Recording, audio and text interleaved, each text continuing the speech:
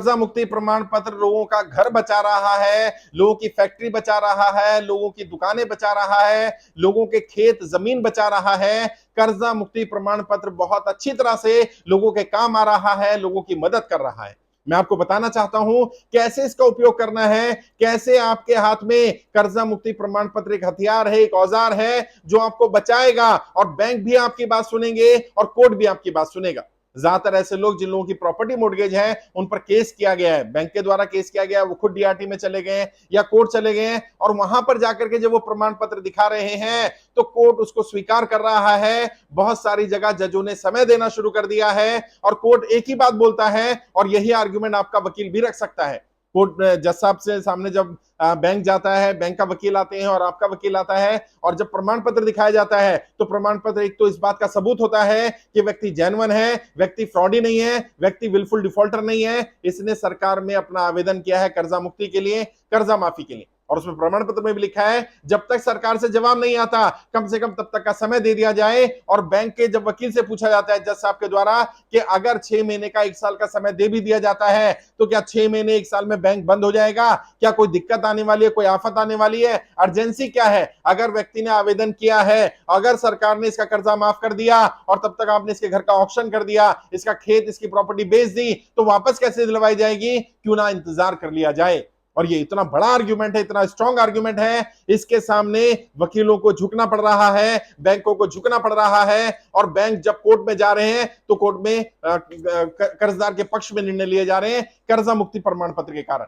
और आप अगर कोर्ट में केस भी नहीं है, आप बैंक से ही अगर बात करना चाहते हैं तो बैंक में जाकर के कैसे बात करनी है? आप अपनी पूरी एक एप्लीकेशन लिखो, कम से कम 3-4 पेज का लिखना, जिसमें अपनी पूरी स्थिति के बारे में बताना, आपने कर्जा क्यों लिया था, किन परिस्थितियों में आपने लोन लिया, आपने प्रॉपर्टी मॉर्गेज करी तो क्यों करनी पड़ी, आपने लोन अगेंस्ट प्रॉपर्टी लिया तो क्यों लिया, और फिर क्या स्थिति बनी, नोटबंदी के कारण, लॉकडाउन के कारण, जीएसटी के कारण, कौन सी ऐसी सरकार की नीति आई जिसके कारण आपका व्यापार बंद हुआ, आपकी कमाई कम हुई, आपके पास नौकरी चली गई या कमाई का साधन नहीं रहा, दिक्कत क्यों आई है, उसके बारे में विस्तार से लिखना। और फिर आगे लिखना अब आप क्या राहत चाहते हैं। आप उसमें मांग कर सकते हैं कि मुझे 1 साल का समय दिया जाए, या मुझे कम से कम तब तक का समय दे दिया जाए जब तक सरकार से जवाब नहीं आता। और उसमें एक लाइन लिख देना, मैंने कर्जा मुक्ति के लिए प्रधानमंत्री कार्यालय में भी आवेदन किया है, मैं कर्ज मुक्त भारत अभियान में भी जुड़ा हूं, और मेरा कर्जा मुक्ति का प्रमाण पत्र भी आ गया है, उसकी कॉपी भी मैं अटैच कर रहा हूं।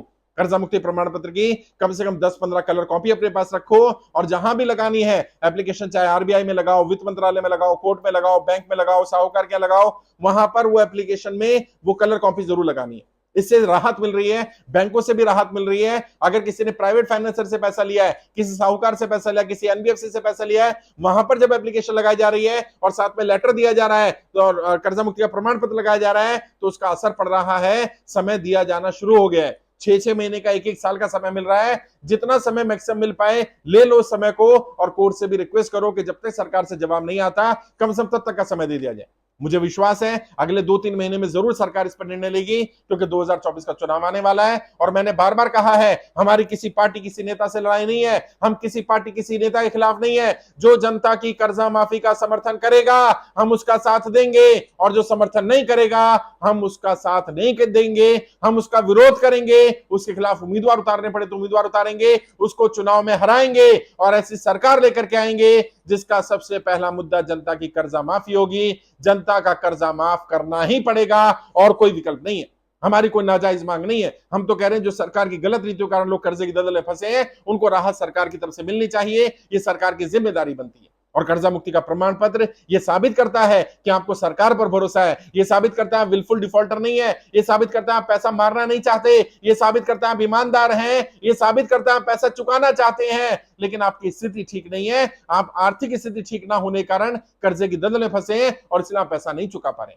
इसलिए कर्जा मुक्ति का प्रमाण पत्र तुरंत प्राप्त करो। अगर आपने फॉर्म भर दिया है, हर महीने की 10 तारीख तक हम लोग पिछले महीने का डाटा प्रधानमंत्री कार्यालय को भेज देते हैं और सबको फाइल नंबर इशू हो जाता है। अगर अभी की बात करें तो लेटेस्ट में 8,75,000 ज्यादा लोग आवेदन कर चुके हैं, और 2.5 लाख से ज्यादा लोगों को कर्जा मुक्ति का प्रमाण पत्र दिया जा चुका है। ज्यादातर लोगों को कर्जा मुक्ति प्रमाण पत्र से राहत मिल रही है। कई लोग कह रहे हैं रिकवरी वाले स्वीकार नहीं कर रहे, साहूकार स्वीकार नहीं कर रहे, तो आपको तरीका नहीं पता। मैं तरीका बता रहा हूं। रिकवरी वाले से आपने पैसा नहीं लिया, पहली बात तो रिकवरी वाले को प्रमाण पत्र दिखाने की जरूरत नहीं है, वो शायद एक्सेप्ट नहीं भी करेगा क्योंकि उसको तो कमीशन मिलता है। अगर वो रिकवरी नहीं करेगा तो उसको कमाई नहीं होगी। इसलिए आपने पैसा लिया एनबीएफसी से, आपने पैसा लिया बैंक से, आपने पैसा लिया साहूकार से, वहां जहां पैसा लिया वहां प्रमाण पत्र लगाना है, और खाली प्रमाण पत्र नहीं लगाना, लेटर के साथ लगाना है। अब जैसे प्राइवेट फाइनेंसर को लेटर में क्या लिखना है, उसमें लिखेगा कि मैंने आपसे कितना पैसा लिया था, कब लिया था, आपको कितना ब्याज दे चुका हूं मैं, किस रेट ऑफ इंटरेस्ट पर आपने मुझे पैसा दिया है, अपना नाम, अपना फादर्स नेम, अपना एड्रेस, अपनी पूरी जानकारी मुझे दे दे, क्योंकि मैंने प्रधानमंत्री कार्यालय में कर्जा माफी के लिए आवेदन किया है। सरकार मुझसे जानकारी मांगेगी तो मुझे वहां जानकारी देनी पड़ेगी। साहूकार थर थर कांपने लगेगा साहब, क्योंकि ज्यादातर 99% साहूकार ऐसे हैं जिनके पास लैंडिंग का लाइसेंस नहीं है, जो 2% से ज्यादा जो आरबीआई की गाइडलाइंस है उससे ज्यादा इंटरेस्ट ले रहे हैं। वो लोग इस तरह की चीजें लिखकर नहीं देंगे, और वो आपको राहत भी देंगे, समय भी देंगे, दिया गया है कई जगह पर। तो कर्जा मुक्ति प्रमाण पत्र आपकी जमीन भी बचाएगा, आपकी इज्जत भी बचाएगा, आपका दफ्तर, आपकी गाड़ी बचाएगा, हर चीज में कर्जा मुक्ति प्रमाण पत्र आपकी मदद करेगा। अगर आप वाकई जेन्युइन हैं, वाकई ईमानदार हैं, आप पैसा चुकाना चाहते हैं, आप विलफुल डिफॉल्टर नहीं है, आप भगोड़े नहीं है, आप भागना नहीं चाहते, तो आप प्रमाण पत्र का सही इस्तेमाल करिए, प्रमाण पत्र को प्राप्त करिए। और अगर आपने प्रमाण पत्र प्राप्त कर लिया है तो लेटर लिख करके रखिए, पूरी जानकारी लिख करके रखिए, ताकि जब भी सरकार मांगे तो जानकारी दे सकें, बैंक मांगे, एनबीएफसी वाला मांगे, रिकवरी वाला मांगे, साहूकार मांगे, आप अपनी जानकारी दे सकें। ये कर्जा मुक्ति प्रमाण पत्र, यकीन मानिए, ये ब्रह्मास्त्र का काम कर रहा है। ये एक ऐसा रामबाण इलाज मिला है कि बैंकों को भी इसको स्वीकार करना पड़ रहा है, कोर्ट को भी स्वीकार करना पड़ रहा है, प्राइवेट फाइनेंसरों को, साहूकारों को स्वीकार करना पड़ रहा है। करना ही पड़ेगा, क्योंकि आप जेन्युइन हैं, आप सरकार की गलत नीतियों के कारण कर्जे की दलदल में फंसे हैं, आप कर्जे की दलदल में फंसे, इसमें आपकी गलती नहीं है। और जो मैं बार बार कहता हूं, आप सबसे अपील है, आपके जान पहचान में जितने लोग कर्जे की दलदल में फंसे उन तक भी अपील पहुंचाइए, कर्जे के कारण कोई गलत कदम नहीं उठाना है, कोई गलत विचार मन में नहीं लाना है। आप कर्जे की दलदल में फंसे, इसमें आपकी गलती नहीं है, इसके लिए सरकार की गलत नीतियां जिम्मेदार हैं, और सरकार की गलत नीतियों की सजा अपने आपको नहीं देनी है। मैं आपका भाई, आपका दोस्त, आपका बेटा, मैं आपसे वादा कर रहा हूं, मैं आपको कर्जे की दलदल से बाहर निकालूंगा, मैं उतरवाऊंगा आपका एक एक रुपया कर्जा। कोई गलत कदम नहीं उठाना। आप निःशुल्क कर्ज मुक्त भारत अभियान में जुड़िए, गूगल पे सर्च करिए कर्ज मुक्त भारत अभियान, पूरी जानकारी मिल जाएगी। ऑनलाइन फॉर्म भरिए, हमारे गूगल फॉर्म पे फॉर्म भर सकते हैं, वेबसाइट पे फॉर्म भर सकते हैं, हमारी टीम से संपर्क कर सकते हैं।